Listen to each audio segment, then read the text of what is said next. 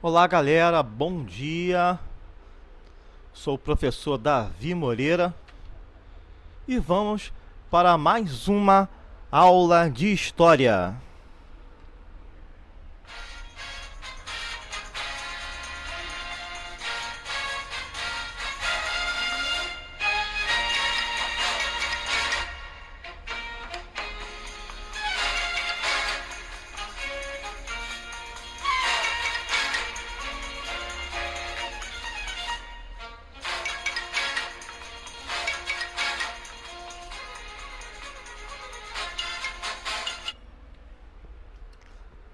Nós hoje vamos falar sobre o Congresso de Viena. É um congresso realizado após a batalha contra a luta contra as forças de Napoleão Bonaparte, que derrotaram de vez o exército napoleônico. E esse congresso ele foi realizado entre setembro de 1814 e junho de 1815.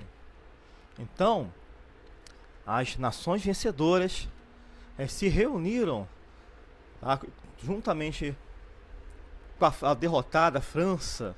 Tá?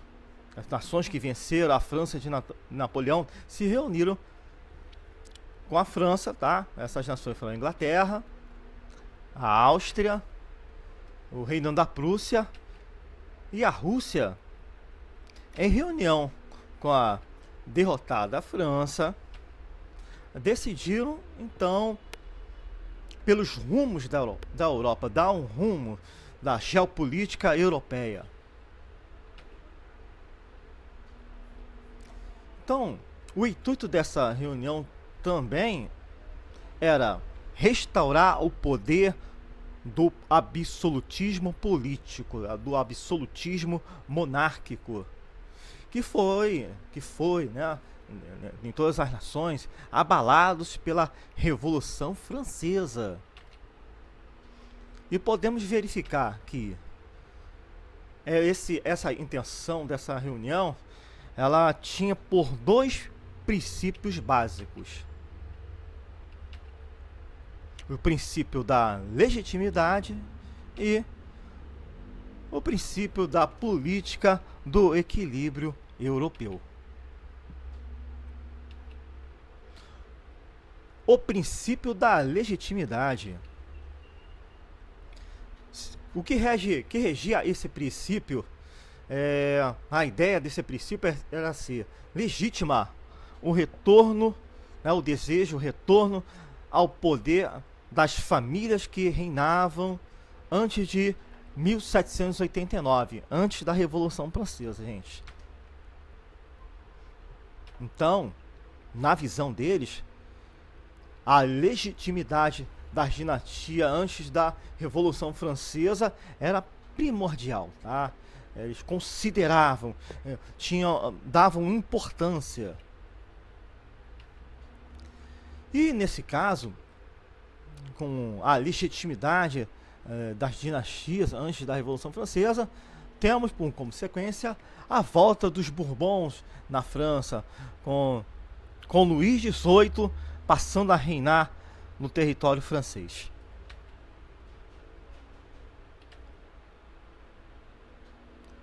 No princípio da política do equilíbrio europeu, nós temos aqui o protagonismo austríaco do príncipe Metternich.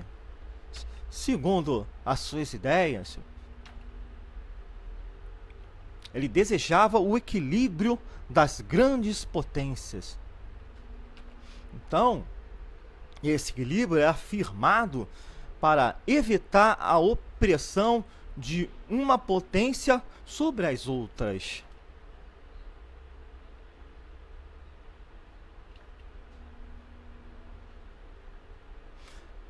O princípio da política do equilíbrio europeu sendo posto em prática. Claro, nada agradou os franceses, que tiveram que pagar uma indenização aos países vencedores de 700 milhões de francos. E convertendo na nossa moeda nos dias de hoje, dá mais ou menos 2 bilhões 245 milhões 914 mil 77 reais e 72 centavos, gente. É grana pra caramba. Quem não queria ter uma graninha dessa na nossa conta bancária? E, por consequência disso também, os franceses perderam territórios conquistados na era napoleônica. E as consequências, então, na geopolítica europeia desse congresso? O que podemos verificar aqui? Houve a reconstrução das monarquias absolutistas. A Rússia anexou parte da Polônia, Finlândia e da Bessária. Bessarabia. A Áustria anexou a região dos Balcãs, tá? Que é a região dos Balcãs é onde foi criada a antiga Iugoslávia, né? E onde estão os países como a Sérvia, Montenegro, tá? Isso é um outro assunto. A Inglaterra ficou com a estratégica ilha de Malta, o Ceilão, a colônia do Cabo, o que lhe garantiu o controle das rotas marítimas. A Inglaterra sempre saindo ganhando com tudo. O Império Otomano manteve o controle dos povos cristãos do sudeste da Europa. A Suécia e a Noruega uniram-se. A Prússia ficou com parte da Saxônia, da Westfália, da Polônia e com as províncias do Reno. A Bélgica industrializada foi obrigada a se unir aos Países Baixos, no caso a Holanda, formando o Reino dos Países Baixos.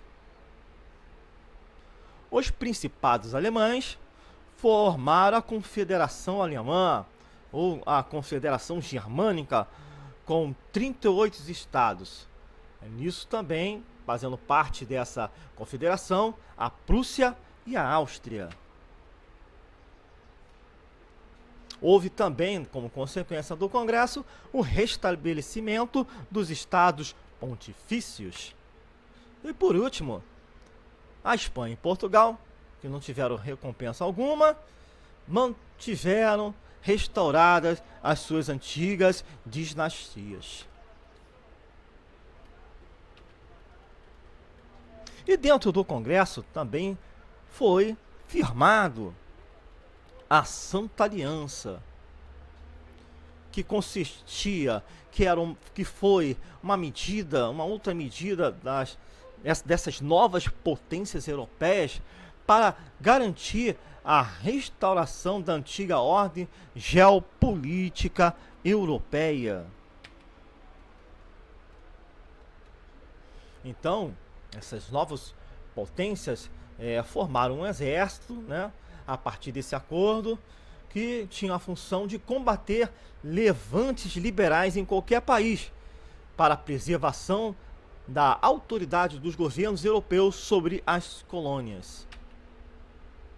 Só que essa Santa Aliança não teve a adesão da Inglaterra, que defendia a independência das colônias, visando, claro, novos mercados à sua indústria. Aí nós vemos aqui a alegria dos representantes do Congresso de Viena. E verificamos também como ficou o novo mapa político das fronteiras da Europa após da queda do Império Napoleônico. Então chegamos aqui, enfim, da nossa aula, ok? Um abraço a todos, tá? Espero que todos tenham assimilado a breve aula.